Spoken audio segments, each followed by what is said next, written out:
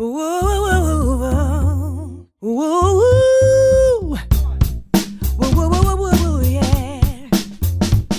Hey, how's it going? Hey, this is my dad. Hey, sir, how are you? Glad to know you. Okay.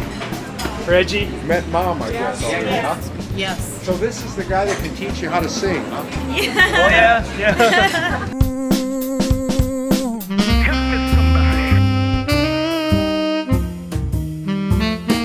And then it was kind of a special thing to cook their feet and eat them. Yeah. Boys had chicken feet. There's not a lot of meat. Have you ever had that? They kind of, I don't know how to over here. They have it here at the restaurant. And you Yeah. sort of eat, it's basically mostly skin and stuff, but it has a good taste. What do you eat there? So you'd eat the chicken feet. I haven't had that in years. But yeah, they used to make it, they used to cook the Call feet. it here Adidas. What do you call it? Adidas. Okay. Adidas? For fun. Yeah, like for the first brand of food. shoes. Well, every once in a while, instead my grandma would give me a chicken foot, a chicken leg, instead of throwing it in the pot. And then I got to use my crayons and color the nails. Crayons? These people out here have all these beautiful roosters Yeah. running around like they had They're there. nice, right? I took a few pictures of some of these roosters. They're very colorful. And we were watching the thing on TV where they were showing the rooster fights. You know, and then I said, and I'm sure these people, because he says MA is so big over here, I said, well, then they enjoy the people version too. They eat it afterwards. Yeah, Yeah. but they enjoy the people version of that where Yeah, they got the that's underground MAA. They put two men in a cage and fight, and they enjoy that With just no enough. gloves, too. No gloves at all. Zero. They have it underground. We don't know exactly where they have it. Bare-fisted but- fighting, yeah. Like the kind of movies that Claude Van Damme made, on the street fights. That one, Bloodsport. Yeah. But I've never seen it. I just heard about it. Nobody's issued an invitation to you yet? No. We live next door to the state that is the home of the Vikings football team. We don't have enough. So this is perfect. Yes. Our neighbors will be jealous. Well, we got rival neighbors. One's a Packers fan and one's a Viking fan, so they're going. Today's your birthday. Happy birthday to you. To you. Hey. Happy birthday. Happy birthday. Happy birthday. Every day a jumbling. Happy birthday. Happy birthday. Happy birthday.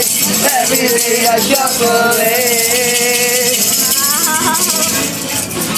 Okay. 1, 2. I got it too soon. I have good lungs. So this is my best friend. I've known him 10 years now. Right. And you guys finally meet. Are you going to have him as a guest at your house in Bismarck? Yes. Sure, if he comes. It's fun. We had like more than 2 hours talking about life in Bismarck and The it made, like Bible. the Bible, superheroes, and historical figures.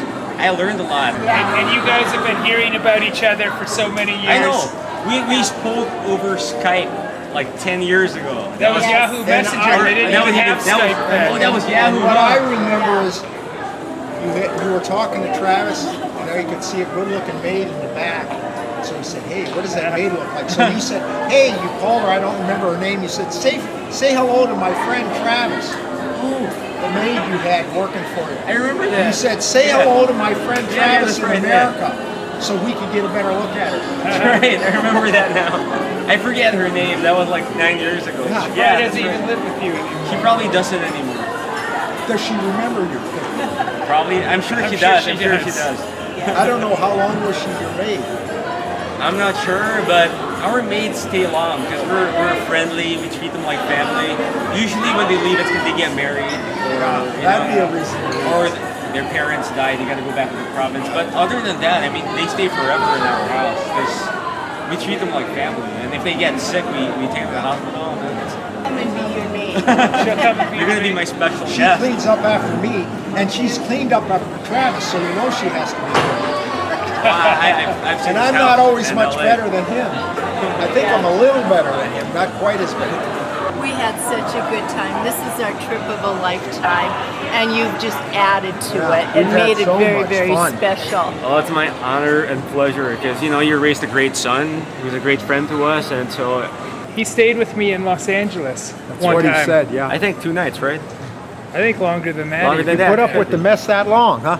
Yeah, he put up with the mess that long. What do you recommend that my parents experience in Manila? Maybe to see the real Manila as well, because there are many aspects of being in the Philippines. We got the urban, which is similar to what you see also in America and Hong Kong.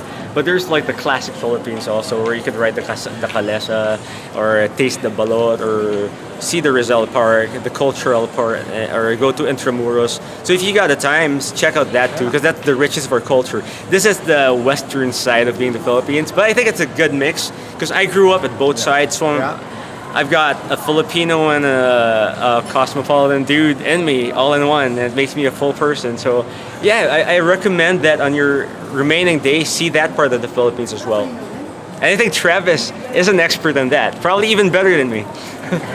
I think you're right. You're right, man. Next we time have I'm a gonna cat. tell you stories about how I survived my accident and how I died and Which went back to accident health. was Yeah. What Yeah. accident? My face got smashed. A 105-pound barbell fell on me. Oh, I was that doing hurts. flies, laying down, doing flies, right? Yeah. And you know how they're hanging on top of you? Oh, on the bench rack? Oh yeah, some trainer was walking backwards, talking to his friend, and he knocked over the barbell on top of me. So I had no way of blocking it because I was doing flies. And the barbell, the rod was this deep.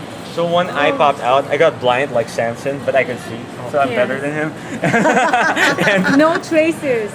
and I was completely deformed, and my brain kind of peeked out Did you of my have to have head plastic surgery? twice. Oh, God. My brain peeked out because I'm like a walnut that got. Did you cracked sue like this guy? No. You're still in In business America, training. we would have. But I did it. It's my personal choice because it's a small gym. It's simple. It's family owned. So if I sue them, They'll go out of business. Well, don't have to sue they the could gym, probably just the guy that pay threw the me barbell on you. after 5 lifetimes. I just give this guy like extra training so he learns more. And now maybe because he regretted what happened, right? So he exerted all his effort to be the best trainer. Now he's in Korea. He's an international trainer. So we all win.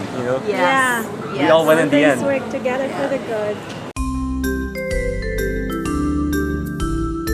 So you've taken a lot of different modes of transportation in the Philippines, from taxis, This will be FX, the best. plane. Yeah, this is the best. From tricycle to Now we get Private. jeepney. Jeepney is not my favorite. And now to taxi. personal chauffeur. And he met The the older Pope. one. The older one. Pope Jean Jean Paul. Paul. Yeah. Oh, when he was a kid, right? Yep. He singled me out of the crowd and he carried me for some random Are you reason. kidding? No, it's serious. Carried by the Pope. Boy, that makes you sort of Jesus-like, doesn't it? He was just walking around a crowd of people here in the Philippines, and I was behind the barricades like any other kid, and for some reason he singles me out and he carries me. Ah, that's an interesting Yeah, story. it became a story about me. It's like an urban legend because I got no proof, right? So I was wondering if I imagined it or something. And all of a sudden, when the Pope came here, the new Pope came over the Philippines, they ran nostalgic pictures of when the old Pope came from the 80s. And there's this huge picture in the newspaper. And it was me. I saw, my mom's like, hey, look at this. And it was me. Wow. And actually, so someone actually documented.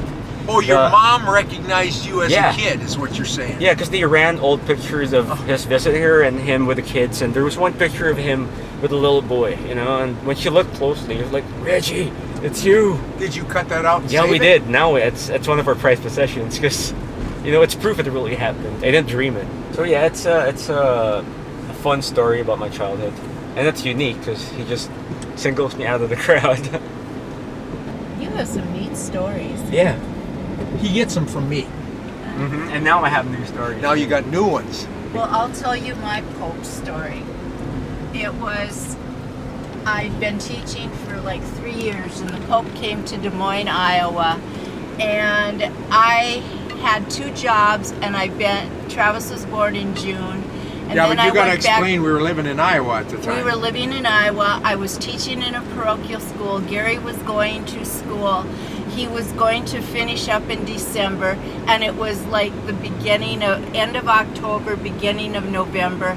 I had worked 90 days straight without a day off, and I was exhausted. So the Pope came to Des Moines. My happiness stemmed from they closed school, so I had a day off.